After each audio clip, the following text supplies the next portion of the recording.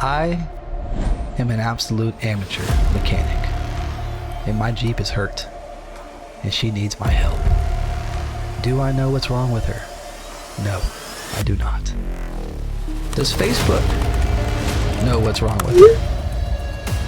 Well, some people think they do. Some people think they don't. In this video, we are going to test and test and test again until we get to the bottom of this problem. Is my engine blown? Can I save it? Stay tuned and find out.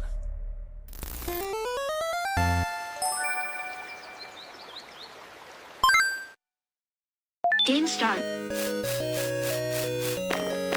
Oh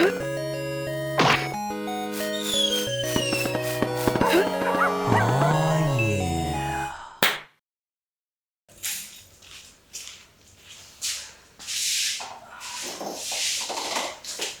Well guys, we got a problem. I don't really know what's wrong with the Jeep. You know, last week we put in the lower intake manifold, a new lower intake manifold, and now after about probably 200 miles or so of driving, the Jeep's running really bad. I was pulling into the neighborhood earlier and it just completely died on me. Lost power steering, motor completely turned off. And it's done that before, but now it just, it sounds really bad. And you know, when you're working on the intake, you have to take the air intake out, the upper intake manifold, the lower intake manifold. You got to unplug a lot of sensors.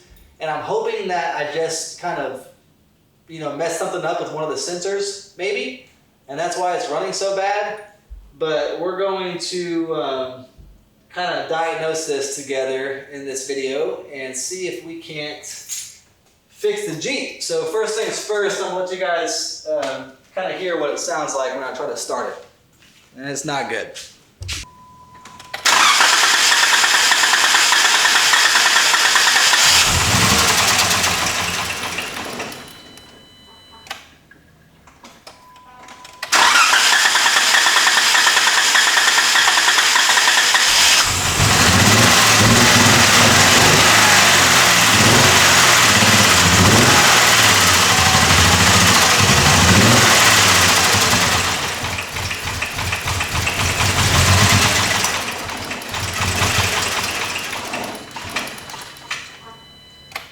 It really sounds bad. I did just see on the OBD2 scanner that I'm getting a P0300 error code. So we're going to do some digging in with ChatGPT and some old internet searching and see what's going on. I do smell quite a bit of gasoline. So it sounds like the engine's getting a lot of gas and it's not getting any air, possibly. So maybe something's up with the throttle body control. You know, I'm not sure. So anyway, I'll keep you guys posted and we will check back in. Actually, let's see what a P0300 error code is real quick. So a P0300 is a random or multiple cylinder misfire detected. So I don't know, we're gonna dig in here and kind of poke around and see what we can see. And I'll let you guys know what we find out.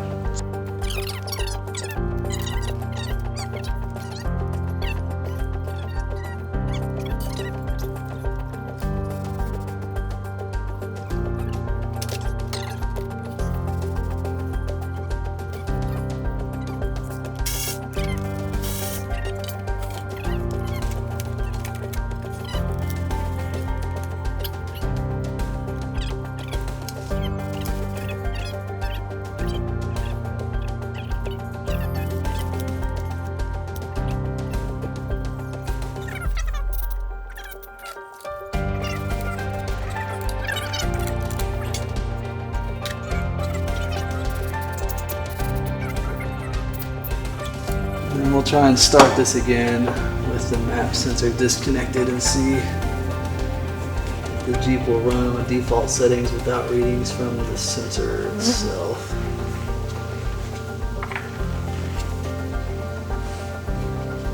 There you go. Let's try and start this.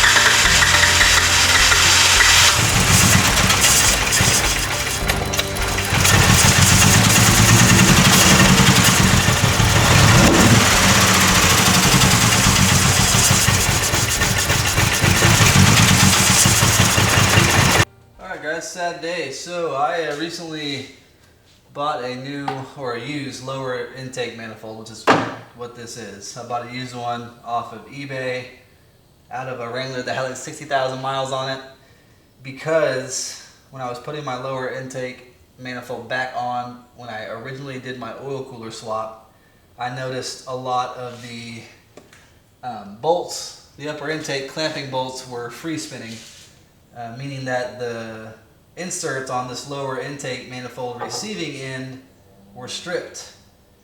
And it turns out I have also stripped the inserts on the new one, new to me one that I had purchased. So I'm expecting we're still going to have issues, basically massive vacuum leaks between the upper and lower intake manifolds, causing a ton of air to get into the engine and just have a ridiculous air-fuel mixture that's causing it to run terribly. I'm not a Wrangler expert, not a mechanic. I am a mechanical engineer. That apparently doesn't mean anything. So if you guys are Wrangler experts and you can confirm that, that would be great. I'm thinking about buying an aluminum lower intake manifold to stop having this stripping issue. These are super low torque inserts. I don't know why Mopar decided to make these parts out of plastic in the first place, but here we are. So yeah, Jeep might be out of commission until I get this new aluminum lower intake manifold in. But we got it all stitched back together. I think literally 6 out of the 7 upper intake bolts are stripped. So we're getting hardly any clamping force between the upper and lower intakes, which is no bueno. So we'll see how it starts with it getting all freshly put back together, and then we'll go order that part and we'll just have to wait. So see what it sounds like.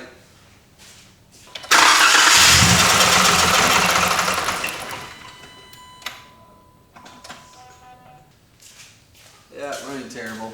So pretty sure that's what it is. We'll get back on here later and fix it later.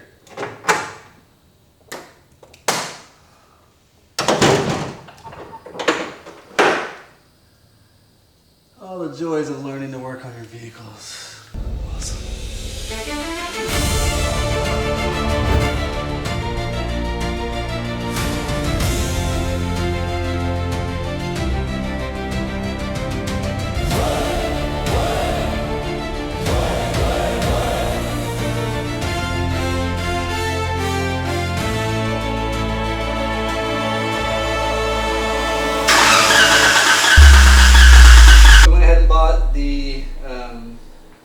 Full cast aluminum replacement.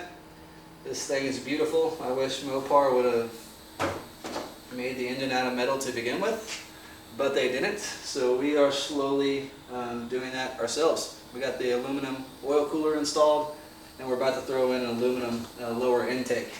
I'm going to set you guys up on a time lapse. We'll get down to the lowers, or we'll get down to the lower, and yeah, we'll get it all put back together and do a startup test, and hopefully it works great. And then I'll take my wife out for some ice cream. So, that's the plan. Let's give it a try.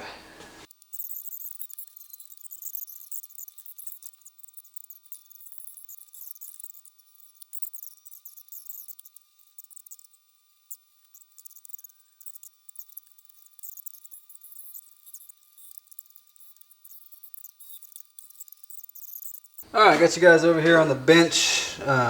Look how beautiful this new intake is. It is gorgeous. It came with some gaskets, but honestly, the gaskets that were on the lower intake that we just took out are from Dorman, and I think they're probably a little higher quality than the ones that came on this guy. So we're gonna just pull these. We're gonna pull these out. We're gonna.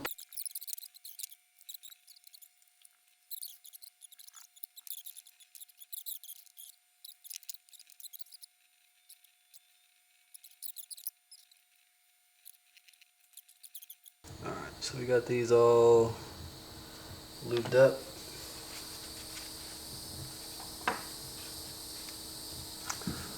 As far as the fuel system goes, I know that the barcode was on the driver's side, and I know that this side is the driver's side because I know this tab goes towards the back of the motor. So as far as putting the fuel injectors back in, you can see they got little red O-rings on here, and you can see on the intake where those go. So you just put a little pressure on it and just pop them into place. It is nothing crazy. So I'll get these all seated where they should go.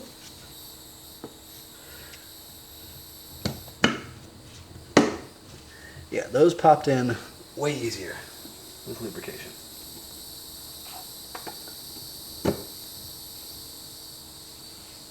One, two, three. All right, guys, that is all pretty well ready to go. Get these rags out of the intake. Get this thing ready to receive its new lower intake manifold, huh? How about that?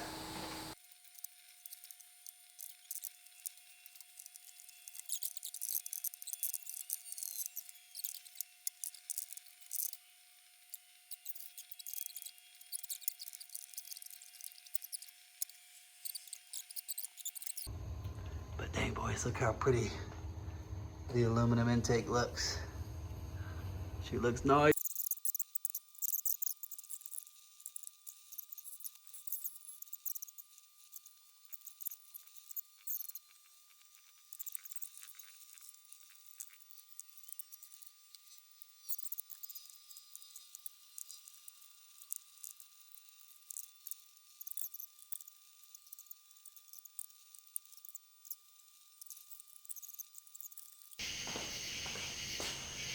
Alright guys, we got the engine all stitched back together. We got the wheels back on.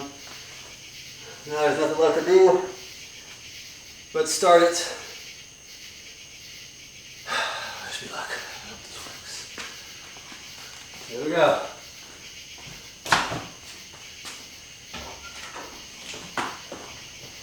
I'm gonna roll the windows down so I can enjoy this. Oh hey, by the way,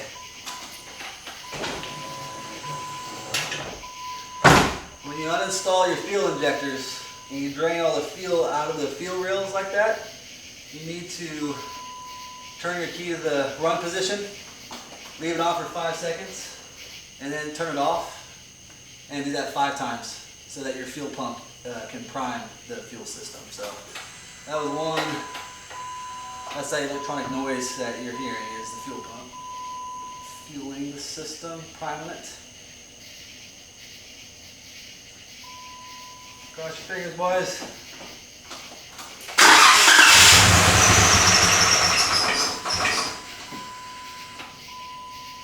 It's not good. Not bad.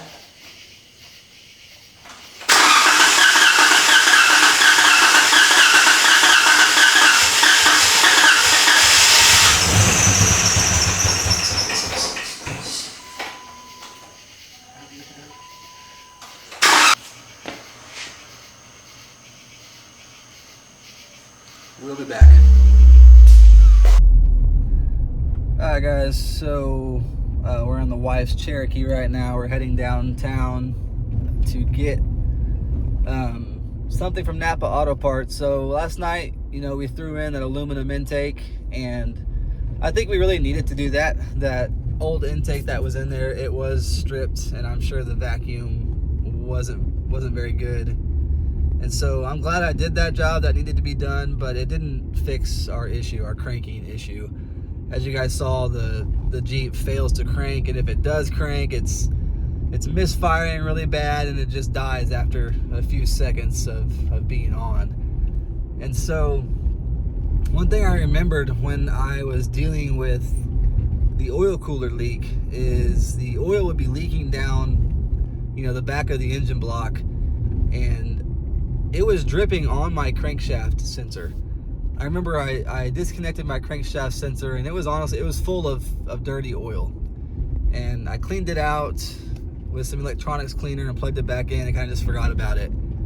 And what I am thinking now is that that is what we're dealing with. I think the crankshaft sensor is finally gone, and the PCM doesn't know where the crankshaft is, and it's not firing. And if it does fire, if it does crank and turn over, it's misfiring really bad and then just dies. So that's what I think it is now. I have a JScan tool arriving tomorrow to, you know, help me diagnose things like this and cross things out, so I'm not just going off a hunch and buying random parts and trying. But this is a fairly inexpensive sensor. There's two things wrong. It's not just the sensor, the wiring harness as well is broken. So the clip that should click into the crankshaft sensor is damaged. It doesn't. I can just very easily tug on it and pull the sensor, or pull the plug away from the sensor. So I got a new wiring harness as well. So we're gonna pick this up from Napa and go home and splice in the new connector and install the new sensor and see if that solves our problem. So I hope it does. It'd be great if it's just a sensor issue. But yeah, that's where we're at with it. So I'll keep you guys updated. We'll talk to you soon. Another thing I forgot to mention is, you know, we did all of that intake work. We replaced the lower intake manifold with an original OEM one and put the engine all back together. Even though some of the plastic inserts for the upper intake were stripped and it didn't have really good seal, I still drove it just fine. I drove it all the way to Oklahoma City and back. So I drove it about 200 miles round trip and back with no issues. And what ended up happening was I went to the car wash. I went through a drive-through car wash, got the Jeep all washed up, and I was driving home from the car wash, and when I got into my neighborhood, the Jeep just shut off, completely lost all power. RPMs went to 0. Still had electrical power, but no combustion from the engine at all, just completely shut off. And so I've experienced that before, and it was because the oil cooler was leaking on the crankshaft sensor, and there was literally hot, dirty oil on that sensor wiring harness. And I think that's what was shutting the Jeep off. And I think that's probably related. I think that maybe at the car wash, some water may have gotten, because that crankshaft sensor is right under the engine block, right next to the bell housing, under the motor. So it's exposed to the elements, and maybe something happened at the car wash to that sensor where water actually got up in there and has caused it to finally fail. So that's my strongest lead that I have right now. That's why we're heading to Napa to get this sensor, and man, I hope that's it. So stay tuned, we'll see. Here we are, friends. Good old Napa Auto Parts. Got the goods. Let's get back home and install these bad boys. Alright guys, back in the garage. I got the crankshaft sensor harness here. You can see it actually has the clip on it. Well, and it actually clips onto the crankshaft sensor. So the one that's currently in the Jeep, I will show you right now, does not have the clip on it. So it is very easy. This one's not. The one that's currently on there, I can literally just slide it off. I can slide it off and on. Super easy. So we're gonna get down there and splice in this new connector and install the new crankshaft sensor and see if that was the problem or not. I hope it was. So let's find out. Alright, so first things first, we'll just get this harness stripped before we go and throw it in the Jeep. It gave me a lot of extra wire. Probably don't need all of that.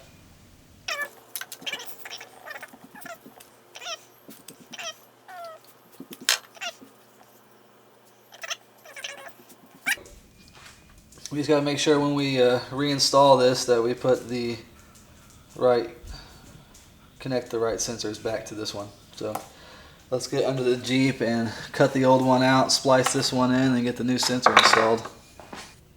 Okay, yeah, so you can see the sensor here. I'm going to try and show you how easy it is. So it's the locking clip is off of this thing and not in there. So when you put it on, it just pops right off. So let's get this thing out of here.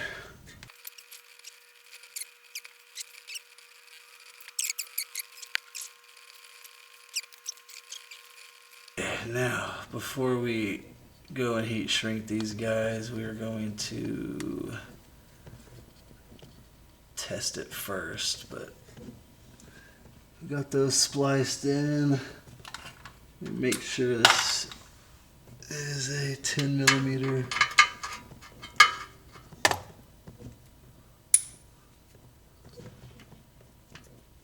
It is. That's good.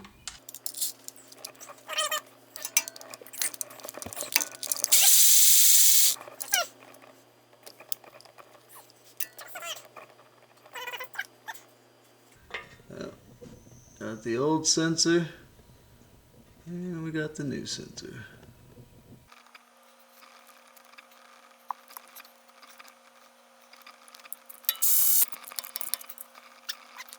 There you go. Clicked right in. Make sure none of these wires are touching each other.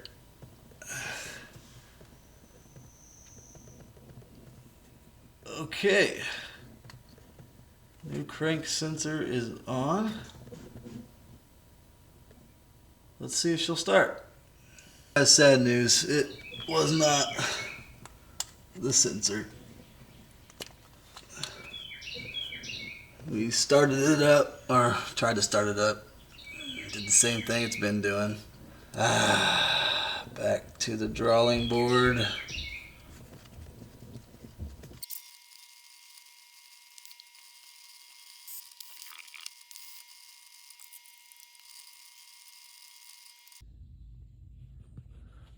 Got the new sensor in place, all spliced up, looking clean. Even though it wasn't the problem, it needed to be changed, so got that done.